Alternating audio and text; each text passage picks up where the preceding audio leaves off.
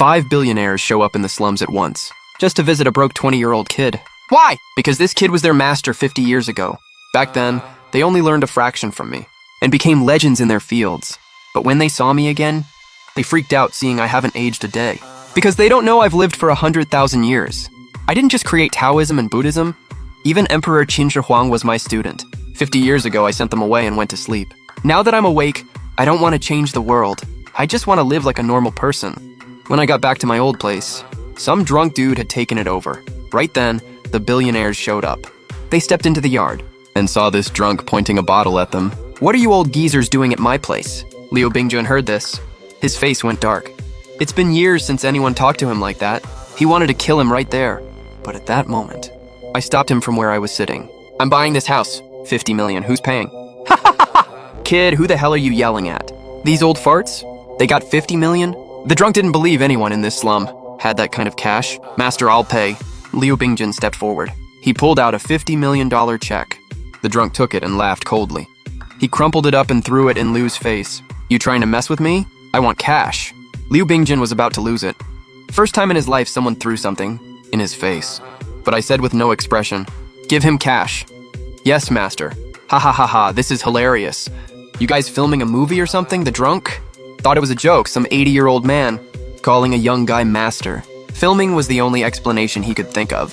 10 minutes later, Liu's people showed up with 50 million in cash, walked right into the yard. "Go get your money." I was pretty chill with the drunk. He walked over skeptically. When he saw the cases full of red bills, he almost questioned reality. "What, you're actually buying? This is all mine?" "It's yours." Liu Bingjun had had enough today. Coming to see me already made him nervous as hell. Now he had to deal with this drunk too. After handling everything, Liu walked over to me, trembling. "Master, where have you been all these years?" "Yesterday I heard that Tang kid disrespected you, so I rushed to the mountain. But when I got there, you'd already left. I thought you didn't want to see us." I smiled at Liu Bingjun. Yesterday his men were on that mountain, but they didn't do anything. Liu felt uneasy under my gaze, like I could see right through him. "All right. I called you here for one reason. We had our time. You're all doing great now. You just bought me this place. We're even. What you have is yours. I'm not taking it back. So stop worrying." When Liu and the others heard this, they panicked. They all dropped to their knees. "Master, everything we have, you gave us. Just say the word, and we'll give it all back." "Master, I'll always be your servant." An old man in traditional clothes said excitedly. He's Gu Qingshan, a famous doctor in China. People call him the modern Hua Tuo, but he knows he only learned some basics from me. That's it. Now, Gu Qingshan owns dozens of pharma companies, worth over 10 billion. After Gu said that, the other four had to follow along. They still couldn't read me. The more they learned, the more I seemed unfathomable. Otherwise, they'd have already tried to kill me. I shook my head. Nothing lasts forever. Give me what I asked for. From now on, don't come looking for me. I don't want to see you guys. Liu held back his emotions and asked, "What you want is, he's rich as hell now. If I really wanted, one word and I'd take it all back. Then he'd have no choice but to fight me to the death." When I said that, he relaxed. "An ID, and I want to go to school. Learn about this new era." I saw every little expression on their faces. I knew what they were thinking. "Don't worry about anything else. I don't want to be bothered. If you see me outside, just pretend you don't know me." I didn't say the rest, didn't need to. Because even though they're big shots in front of me, they're still just servants kneeling at my feet. "Yes, master," Liu and the others answered in unison. Since this is what I want, there's no question of betrayal. Then Gu Qingshan tested the waters. "Master, are you familiar with this era yet?" I just smiled. "I've been asleep for 50 years. How could I be?" "In that case, you still need someone to take care of you. Why don't I have one of my kids go to school with you? Keep you company. Others might fear me or want me gone, but Gu Qingshan thought of something they didn't. The benefits of being near me, these old guys know all too well." Liu Bingjun immediately caught on. "Master, Gu's right. You might not realize how fast things change now. You can't learn everything just from school. I've got a granddaughter, 18 years old. Don't need it. Just have someone bring me the ID. Now all of you leave." My face turned cold. I didn't want to talk more. I turned and went inside. The 5 old men looked at each other, then shook their heads.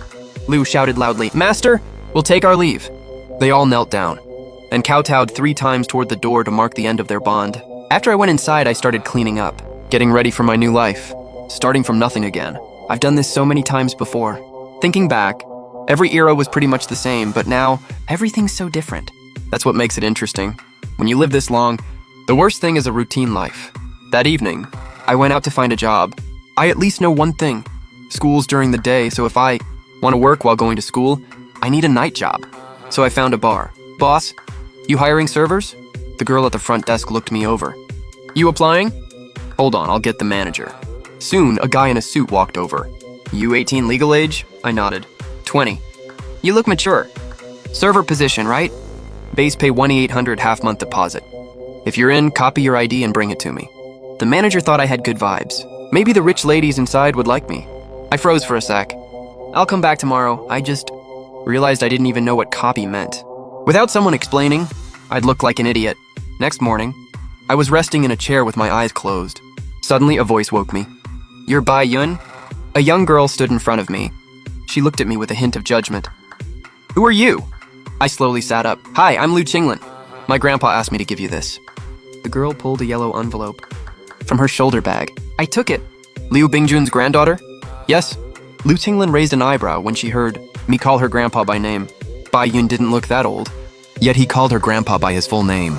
That's pretty disrespectful to elders, but her good upbringing kept her from saying anything. Because before leaving, her grandpa warned her not to upset this guy called Bai Yun. She had to bring everything alone. And no matter what Bai Yun asked, she had to agree unconditionally. I opened the envelope in front of her. Inside was an ID, a black bank card, a letter, and an acceptance letter to Qinzhou University. Then, I handed the card and ID back to Liu Qinglin. Please return the card to your grandpa. Also copy my ID for me. I don't have money. I'll pay you back next month when I get paid. Liu Qinglin took the card and ID. Her hands went stiff. This card I just handed back? It's her grandpa's black card. She didn't know how much was on it, but she knew damn well what it meant for her grandpa to give it to me. Liu Qing. Lan bit her lip. Do you know how much is on this card? Doesn't matter. Also tell your grandpa I don't need financial help. I smiled slightly. Liu Qinglin almost laughed in disbelief. Didn't you just say you don't have money? I raised an eyebrow. Not having money doesn't mean I need money. Go copy my ID for me. I need it today. Thanks. Oh, not having money doesn't mean needing money?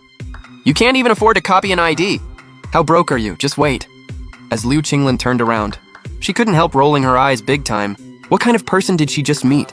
10 minutes later, Liu Qinglin came back with a stack of copies. Clearly annoyed. Anything else you need? If you have time, can you take me to school? I don't know the way, and I don't know how to enroll. I handed her the acceptance letter. Liu Qinglin didn't know how to feel. She stared at me for a while. Did you just come out of the mountains or something? But she held back her frustration and nodded hard. I have time. Qinzhou University's kind of far from here. You staying in a dorm or here? Either works. Is the dorm just me? Or are there other people? I asked back. How could it be just you? Qinzhou dorms are 4 people per room. If you want a dorm, I'll arrange it. Liu Qinglin took a deep breath. Is this guy from outer space or what? College? Dorms can't be single rooms. I didn't hesitate. I'll take the dorm. I'll come back here sometimes. If I want to fit into this new society, I should connect with people more. That's why I'm going to school. Soon we drove to campus. As Liu Qinglin's car pulled into the parking lot, a crowd immediately swarmed around, walking. In front was some pale-looking rich kid. He held a diamond ring in his hand. Went down on one knee in front of Liu Qinglin. Be my girlfriend. The moment he said it, his crew started cheering. Li Zheng, everyone go away. Stop bothering me. The noise annoyed Liu Qinglin. If it were a regular girl, she might be moved by Li Zheng's romantic gesture. But Liu Qinglin, she was just annoyed. Then she noticed I hadn't gotten out yet, so she turned and opened my door. Why are you still sitting in there? I got out pretty calmly. I wasn't paying attention to how you opened it. Liu Qinglin was genuinely amused. What kind of person is this? Liu Qinglin was opening car doors for people for the first time. Li Zheng's eyes locked onto me. Who the hell are you? In front of all these people, worried about kneeling down, getting rejected, and then this dude gets out of Liu Qinglin's car, Li Zheng. Couldn't let this slide. I glanced at Li Zheng and the whole setup behind him, balloons floating everywhere. Pretty creative. I'm talking to you! Li Zheng got pissed at my calm expression. He felt completely ignored, but I still didn't acknowledge him. I just looked up slightly. All the balloons in the sky suddenly popped. Holy shit, what the?